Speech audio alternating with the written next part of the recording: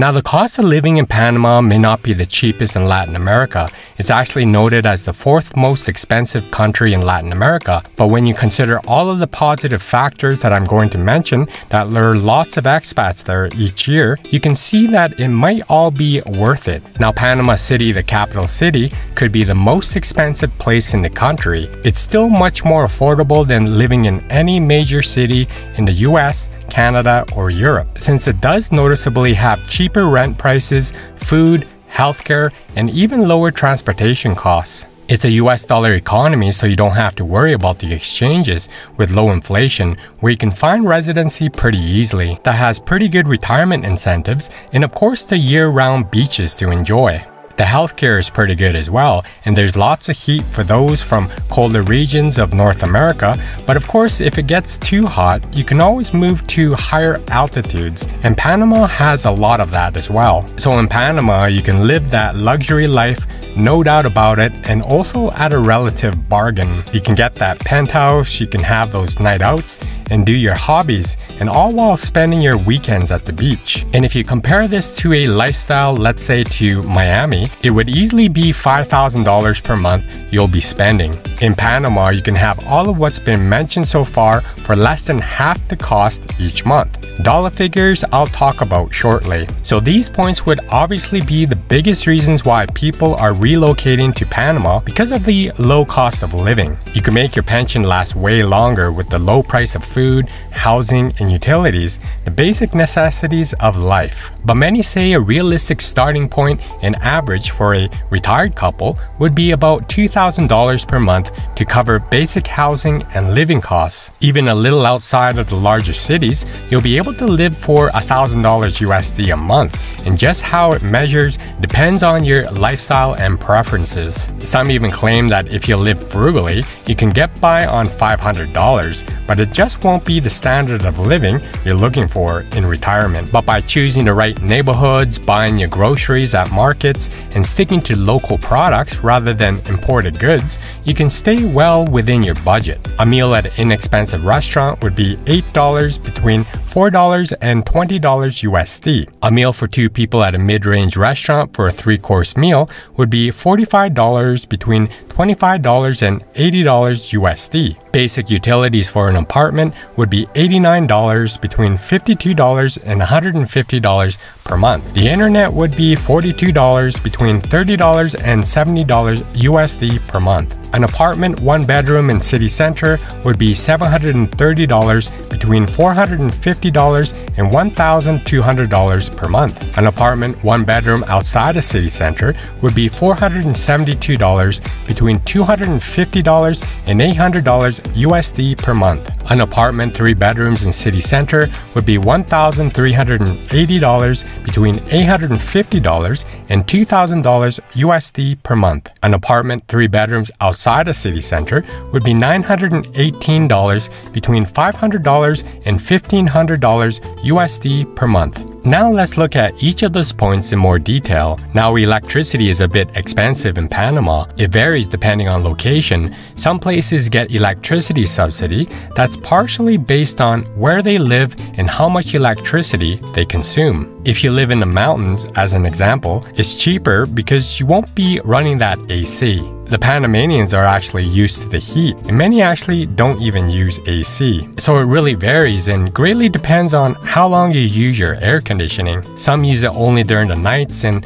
others use it both day and night, multiple times a week. You can even think about buying property that could start from $100,000 US for a 2-bedroom, 2-bathroom home. But one big advantage of Panama is that this is one of the few Latin American countries with a banking system that will extend mortgages for foreigners. Now, it does take some patience, but you can finance a home with as little as 20% down with low interest rates. But it's always a good idea to rent for a few months to get a feel of the real estate market in the area before buying. The average rentals range from $375 to $1,200 a month, as mentioned before, dependent on location and whether it's furnished or not. As of 2019 to now, and likely into the foreseeable future, rent prices in Panama are actually lower than usual. Now, this is said to be because of many economic factors, but mostly because of the supply of apartments for rent and for sale in the market have actually increased compared to the demand. But the prices will depend on where you live and whether you rent a furnished space or not. In higher end areas, the rent actually costs from $1,000 to $1,500 a month that are in new buildings in a luxury area. You even have a choice to rent and then buy later in these places, should you want to. And if you pull up apartment prices online in Panama City, you can find really expensive penthouses as well. Most of these $5,000 a month penthouses in high-rise buildings on the water are not aimed for the average expat, however. Their target market is people like corporate VPs working for international companies or others with a higher net worth. Now, cable and internet usually comes packaged together in Panama, and it depends on the speed and the channel packages you would like to get as well. The cell phone plans vary depending on your needs, but currently you can get high-speed unlimited data with modest call minutes packages for about $40 a month. You can actually get prepaid cell phones for $10 to $20 a month or less. And many foreigners actually use WhatsApp to lower the costs even more. Now, the healthcare system in Panama is excellent, and many foreigners actually come for a medical tourism destination.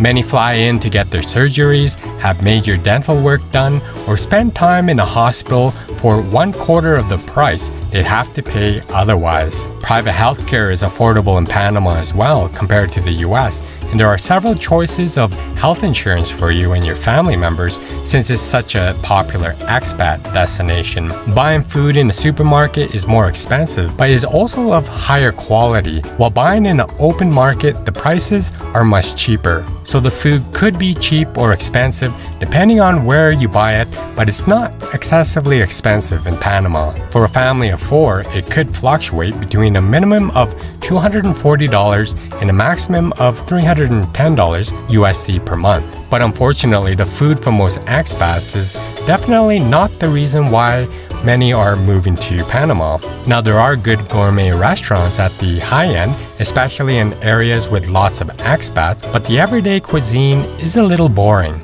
You'll need to expect lots of fried plantains, beans, rice, and meat stews, and the varieties could seem rather limited. But overall, the cost of groceries in Panama City are about 60% that of New York City and roughly half the price for restaurants. But of course, this would be far less outside of the essential areas. Now, if you plan to work in Panama, you can take as reference an average salary of $1,200 for a mid-management or specialist position, but other people can earn less or more depending on the amount of work and the company they are working in. Now, a very good salary in Panama actually starts from about $1,600 USD a month if working in a specialized position at a local company. But you can find management roles offering $2,500 in local companies or even $3,500 or $4,000 in several multinational companies. So if you look at the average salaries, you certainly won't be paying $2,000 per month for an apartment. Now, a lot of the middle class are living mostly in neighborhoods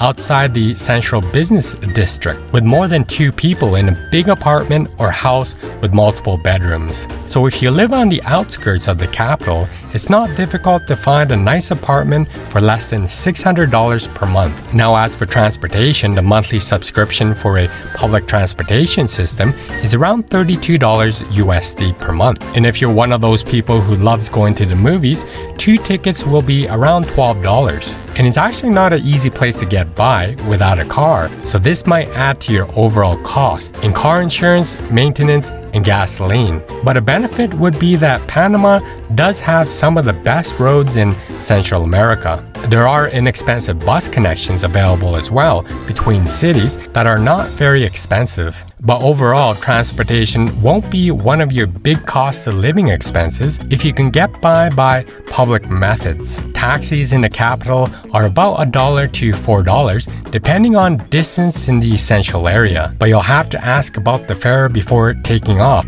if you don't see a meter in use. Make sure you watch for the meters. And Uber is a popular form of transport. It's around $3 for a 30-minute ride, much less for shorter hops. So it might be possible to live without a car if you don't mind the ride-sharing apps. Now, Panama City actually had a major infrastructure change in this new century, besides the canal expansion. And it was a new metro in the capital, finished in 2014, and it's working well. They even opened up a second line, opened in 2019, running 13 miles. And more lines are in the works. The fare is a very reasonable 35 cents per trip after you buy a fare card. So if you decide to live in the capital, you won't have to worry about transportation at all. Now, domestic flights are relatively inexpensive as well, many for just above $100. And there's also lots of options for getting to other countries, including in Europe and Asia. Now, if you want to lower your costs even more, you can head for the countryside. Housing costs will go down considerably, allowing you to live well on about $1,300 a month. The cost of living outside of the capital in Coronado or Bogotá or other towns in Panama are different and are in fact much lower. Overall expense variations from 25% to 40% lower when compared to the capital. Once you go beyond the capital in the prime beach developments, prices drop drastically. There are places for $385 per month for a house rental in a nice middle-class neighborhood where there are local professionals. You can even find a few one-bedroom places with large furnished studios in Bogotá for $450 or less per month, including utilities, and a large two-bedroom furnished townhouse, a near-identical place in a central area for $900 USD a month. You can get a three-bedroom furnished apartment for $650 a month as well. You can even find places in rural areas in the mountains, some who choose to live there to pay as little utilities as possible, where you never need heat or you never need air conditioning, and there's always a gentle breeze. In places like Bogotá, there are a lot of unadvertised rentals as well from expats who are returning home or moving and don't want to leave their home empty. You might actually get really great deals where you're only going to find out about these by word of mouth. You can also find fully furnished 3-bedroom, 2-bath apartments in a gated community for $1,100 a month in the countryside as well. You'll find water and internet are included, with gyms included, and a racquetball court and 2 swimming pools. And you could bring down your cost of living in Panama with the all-powerful retirement program, the Pensionado program for retirement age foreigners in Panama, that many say is the best in the world. Foreigners who can show an income of $1,000 per month or buy property and show $700 a month get perks regardless of age. You can retire early and get what seems like senior discounts already and buy a car for less. You just might need to buy an annuity or deposit money in a Panamanian bank to show what looks like a pension. These are some of the benefits you can get under the Pensionado program. 50% recreation and entertainment activities such as movies, theaters, and sports and other public productions. 30% off inner city buses, trains,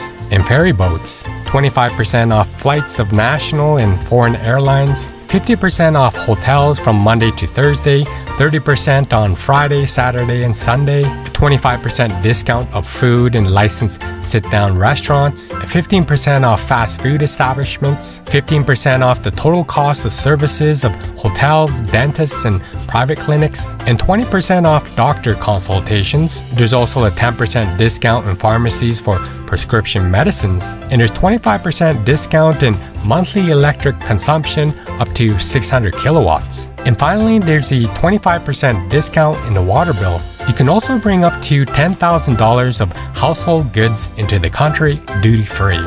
But there are some disadvantages you may face, especially when it comes to language. Now, if you don't speak Spanish, there's plenty of people who'll probably take advantage of you for their services, charging you the gringo price. Most have the assumption that foreigners are rich when some aren't. That's the whole reason why many leave the States because it's just too expensive for the basic things there, so they definitely don't have higher net worths. But you could, by knowing a little Spanish, be able to negotiate prices. But unfortunately, there are some unavoidable prices set for expats that are different than prices for Panamanians. You have to learn to negotiate the prices down, and the only way would be to know how to speak Spanish. But overall, you'll find that Panama is incredibly welcoming to foreigners. Panama is seen by many as a nirvana. It also doesn't tax money earned outside of the country, and has overall lower taxes within. There's also limited regulations, a strong banking system, and limited bureaucracy as long as you hire some legal help. So there's actually a lot of takers for expensive condos, whether renting or buying. It also has one of the best and stable political systems and a good business climate. But like everywhere else in the world, the prices depend on where you are in the city, since nothing will be the same in a place in the center of town. Now, local people can live here and do live here on a salary of $500 a month, where the lifestyle is very basic, but of course, just because you can doesn't mean you have to. The sweet spot would be to have at least $2,000 a month to live on for a very good living. Otherwise, Panama shouldn't be considered a place to retire to. So around $25,000 a year for a nice round number, but you won't be living in a high-rise condo in Panama City. If you want to stay in those high-rise condos, it's probably best to just come for a holiday and calculate out your short stay. But also keep in mind that everything is relative. Cheap to one person is expensive to another, and there are also trade-offs for cheaper living. Well, tell me what you think about the cost of living in Panama in the comment section below. If you like this vlog, please don't forget to give me a like, subscribe if you haven't already, and hit that notification bell for more of my coming content here. Thank you for watching my vlog. Be free, gain wealth, and travel far.